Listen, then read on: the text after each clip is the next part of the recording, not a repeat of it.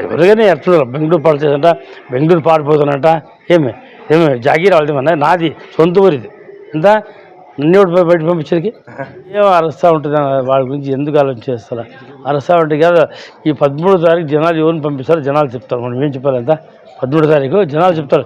సాయంకాలం కూడా తెలిసిపోతుంది ఎవరు పారిపోతారో. అనంతరం పారిపోతారా? బెంగళూరు కాదు, బెంగళూరు పంపించి ఎవడా వాడు? నాదు రాయదు సొంత ఊరు.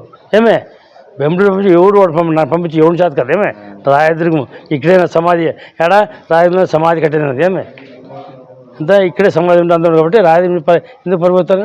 సొంత ఊరు పెట్టి పరిగెత్తాం మనం. అది బిజినెస్ ఉంటుంది. మా కొడుకులు చూసుకుంటారు బిజినెస్ అంతా. నేను ఎవడో చెప్తే పార్సల్ చేసింట వాడు పార్సల్ ఫస్ట్ చూసుకోండి. పార్సల్ ఆయన సొంత ఊరు రాయదుర్గం అయింది. ఏదో అనంతపురం ఆ సొంత ఊరు కూడా తెలియదు. సొంత ఊరు అని తెలియదు కూడా. అటువంటి వ్యక్తి పార్సల్ చేస్తాడంట. కాదు, బయలుడు దత్తు కరెక్ట్. ఆయన తాడిచెల్లి దత్తత తీసుకున్నాడు. నీట్గా ఉండే డెవలప్మెంట్ చూపాను ఫస్ట్. అంటే నేను ఎమ్మెల్యేగా ఉన్నప్పుడు నేను ఫస్ట్ ఆయన ఎమ్మెల్యే అండి. అప్పుడు నాకు డెవలప్మెంట్కి అవకాశం కల్పించలేదు. అదేవిధంగా రామచంద్రుడు వచ్చారు. రామచంద్రుడు కూడా నాకు ఏం సహకారం చేయలేదు. ఆ రోడ్డు వేయలేదు లాస్ట్కి. ఎంత ఆ రోడ్డు ఉంది కదా, నేను ఎప్పుడో బేలూరు రోడ్డు టీడీపీ గవర్నమెంట్ నేను ఎంత కరెక్ట్గా అంతా కలిసి రెడీ చేసిందని రోడ్డు రాకుండా చేసిన వ్యక్తి కాళీ శ్రీనివాసులు.